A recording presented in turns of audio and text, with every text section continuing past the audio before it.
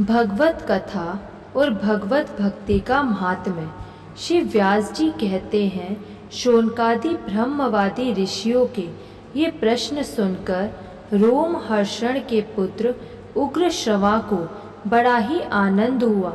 उन्होंने ऋषियों के इस मंगलमय प्रश्न का अभिनंदन करके कहना आरंभ किया। सूत जी ने कहा, जिस समय श्री शुकदेव जी का यज्ञोपवीत संस्कार भी नहीं हुआ था, सूत्रालौकिक वैदिक कर्मों के अनुष्ठान का अवसर भी नहीं आया था, उन्हें अकेले ही संन्यास लेने के उद्देश्य से जाते देखकर उनके पिता व्यास जी विरह से कातर होकर उस समय तन्मय होने के कारण श्री शुकदेव जी की ओर से वृक्षों ने उत्तर दिया। ऐसे सबके हृदय में विराजमान श्री शुकदेव मुनि को मैं नमस्कार करता हूँ। यह श्रीमद् भागवत अत्यंत गोपनीय रहस्यात्मक पुराण है। यह भगवत स्वरूप का अनुभव कराने वाला और समस्त वेदों का सार है। संसार में फंसे हुए जो लोग इस घोर अज्ञान अंधकार से पार जाना चाहते हैं, उनके लिए आध्यात्मिक तत्वों को प्रकाशित कराने वाला यह एक अद्वितीय दीपक है। वास्तव में उन्हीं पर करुणा करके बड़े बड़े मुनियों के आचार्य श्री शुकदेव जी ने इसका वर्णन किया है। मैं उनकी शरण ग्रहण करता हूँ। मनुष्यों में सर्वश्रेष्ठ भगवान के अवतार नर नारायण ऋषियों को, सरस्वती देवी को और श्री व्यास देव जी को नमस्कार करके तब संसार और अंतःकरण के समस्त विकारों पर विजय प्राप्त कराने वाले इस श्रीमद् भागवत महापुराण का पाठ करना चाहिए।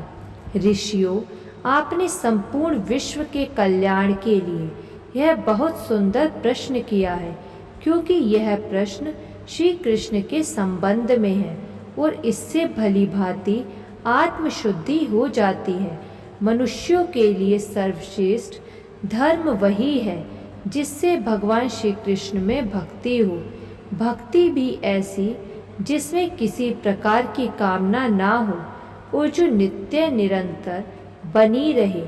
ऐसी भक्ति से हृदय आनंद स्वरूप परमात्मा की उपलब्धि करके कृतकृत्य हो जाता है।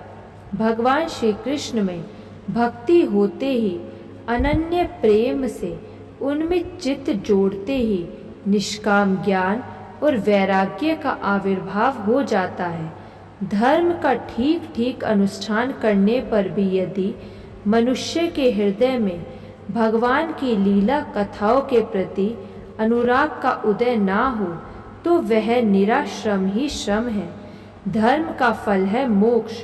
उसकी सार्थकता अर्थ प्राप्ति में नहीं है। अर्थ केवल धर्म के लिए है।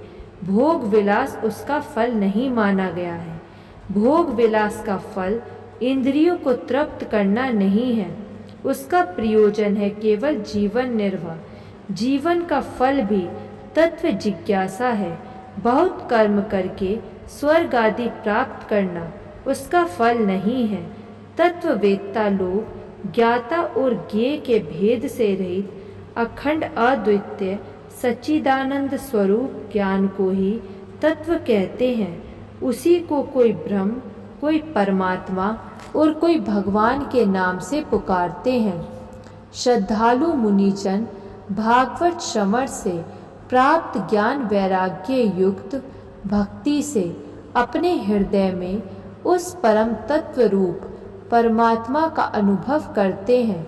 शौनकादि ऋषियों, यही कारण है कि अपने अपने वर्ण तथा आश्रम के अनुसार मनुष्य जो धर्म का अनुष्ठान करते हैं, उसकी पूर्ण सिद्धि इसी में है कि भगवान प्रसन्न हो। इसलिए एकाग्र मन से भक्त वत्सल भगवान का ही नित्य निरंतर श्रवण, कीर्तन, ध्यान और आराधना करना चाहिए। कर्मों की गांठ बड़ी कड़ी है।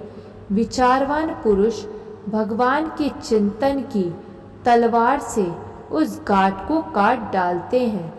तब भला ऐसा कौन मनुष्य होगा जो भगवान की लीला कथा में प्रेम ना करे। शौनकादि ऋषियों पवित्र तीर्थों का सेवन करने से महत्व सेवा, तदंतर श्रवण की इच्छा, फिर श्रद्धा, तत्पश्चात भगवत कथा में रुचि होती है। भगवान श्री कृष्ण के यश का श्रवण और कीर्तन दोनों पवित्र करने वाले होते हैं। वे अपनी कथा सुनने वालों के हृदय में आकर स्थित हो जाते हैं और उनकी अशुभ वासनाओं को नष्ट कर देते हैं, क्योंकि वे संतों के नित्य सुहृद हैं। जब श्रीमद् भागवत अथवा भगवत भक्तों के निरंतर सेवन से अशुभ वासनाएं नष्ट हो जाती हैं, तब पवित्र कीर्ति भगवान श्री कृष्ण के प्रति स्थायी प्रेम की प्राप्ति होती है। तब रजोगुण और तमोगुण के भाव, काम और लोभ आदि शांत हो जाते हैं और चित्त इनसे रहित होकर सत्व गुण में स्थित एवं निर्मल हो जाता है। इस प्रकार भगवान की प्रेममयी भक्ति से जब संसार की समस्त आसक्तियाँ मिट जाती हैं, हृदय आनंद से भर जाता है, तब भगवान के तत्व का अनुभव अपने आप हो जाता है। हृदय में आत्म स्वरूप भगवान का साक्षात्कार होते ही हृदय की ग्रंथि टूट जाती है, सारे संदेह मिट जाते हैं और कर्म बंधन क्षीण हो जाता है। इसी से बुद्धिमान लोग नित्य निरंतर बड़े आनंद से भगवान श्री कृष्ण के प्रति प्रेम भक्ति करते हैं, जिससे आत्म प्रसाद की प्राप्ति होती है। प्रकृति के 3 गुण हैं, सतोगुण, रजोगुण और तमोगुण। इनको स्वीकार करके इस संसार की स्थिति, उत्पत्ति और प्रलय के लिए एक अद्वितीय परमात्मा ही विष्णु, ब्रह्मा और रुद्र ये 3 नाम ग्रहण करते हैं। फिर भी मनुष्यों का परम कल्याण तो सत्व गुण स्वीकार करने वाले श्री हरि से ही होता है। जैसे पृथ्वी के विकार लकड़ी की अपेक्षा धुआं श्रेष्ठ है और उससे भी श्रेष्ठ है अग्नि, क्योंकि वेदोक्त यज्ञ यागादि के द्वारा अग्नि सद्गति देने वाला है, वैसे ही तमोगुण से रजोगुण श्रेष्ठ है और रजोगुण से भी सतोगुण श्रेष्ठ है, क्योंकि वह भगवान का दर्शन कराने वाला है। प्राचीन युग में महात्मा लोग अपने कल्याण के लिए विशुद्ध सत्वमय भगवान विष्णु की ही आराधना किया करते थे। अब भी जो लोग उनका अनुसरण करते हैं वे उन्हीं के समान कल्याण भाजन होते हैं। जो लोग इस संसार सागर से पार जाना चाहते हैं वे यद्यपि किसी की निंदा तो नहीं करते, न किसी में दोष ही देखते हैं, फिर भी घोर रूप वाले तमोगुण, रजोगुण, भैरव आदि भूतपतियों की उपासना ना करके सत्व गुण की, विष्णु भगवान और उनके अंश कला स्वरूपों का ही भजन करते हैं।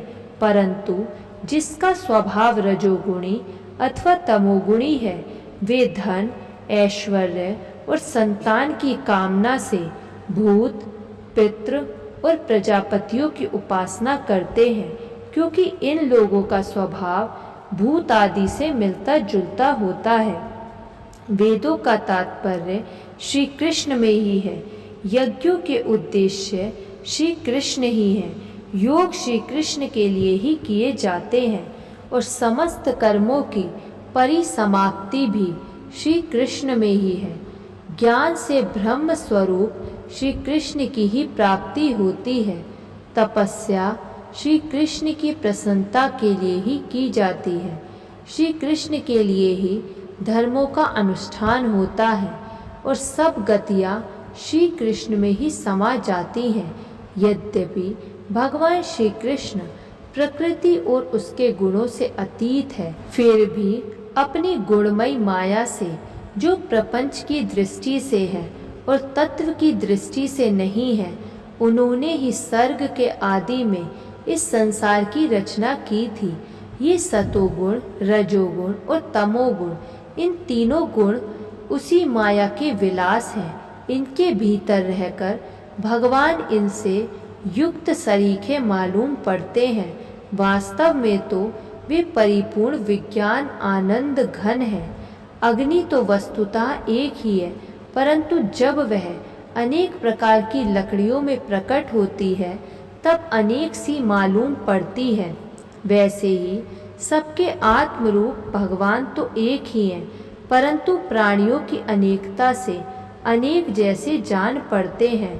भगवान ही सूक्ष्म भूत, तन्मात्रा, इंद्रिय तथा अंतःकरण आदि गुणों के विकार भूत भावों के द्वारा नाना प्रकार की योनियों का निर्माण करते हैं और उनमें भिन्न भिन्न जीवों के रूप में प्रवेश करके उन योनियों के अनुरूप विषयों का उपभोग करते कराते हैं। वे ही संपूर्ण लोकों की रचना करते हैं और देवता, पशु, पक्षी, मनुष्य आदि योनियों में लीला अवतार ग्रहण करके सतोगुण के द्वारा जीवों का पालन पोषण करते हैं। कृष्ण भगवान की जय।